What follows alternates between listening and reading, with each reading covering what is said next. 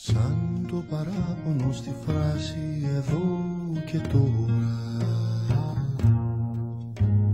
σαν το σπασμένο φαρμακείο στις 2 η ώρα,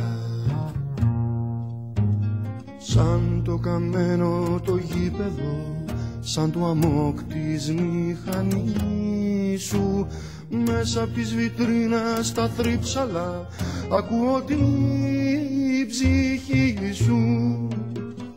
Κι όπως ένα τοπίο μυστικό αντικριστά στο κήτος, έτσι μια ευλογία που αγνώ με κρατάει στο δικό σου το μήκος.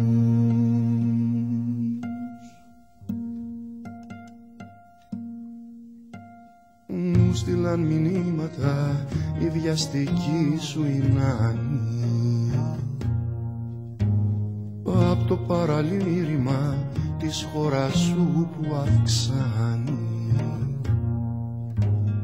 3:30 ξημερώματα, σαν διαδήλωση που πίζει, μαύρο γυαλί δίχως πρόσωπο και ξαφνικά ραγίζει. Και στου σκοτωμένου το σφιγμό, στο φλας του ασθενοφόρου, καθρεφτίζει κάτι απ' την ηχό του Θεού, στο βυθό του εωσφόρου.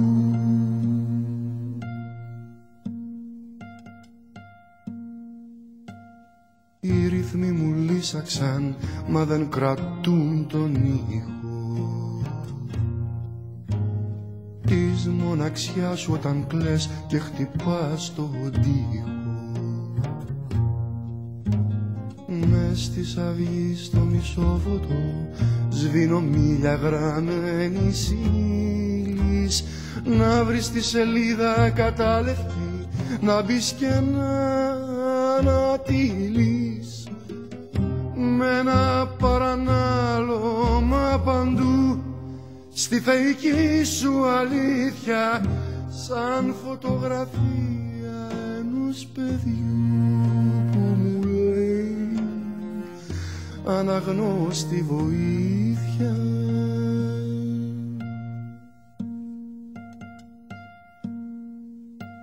Θύρα 7 και θύρα κάτω από τις ερπίστριες, όλα διαβήκαν απ' τις γλώσσες τις τραγκαλίστριες.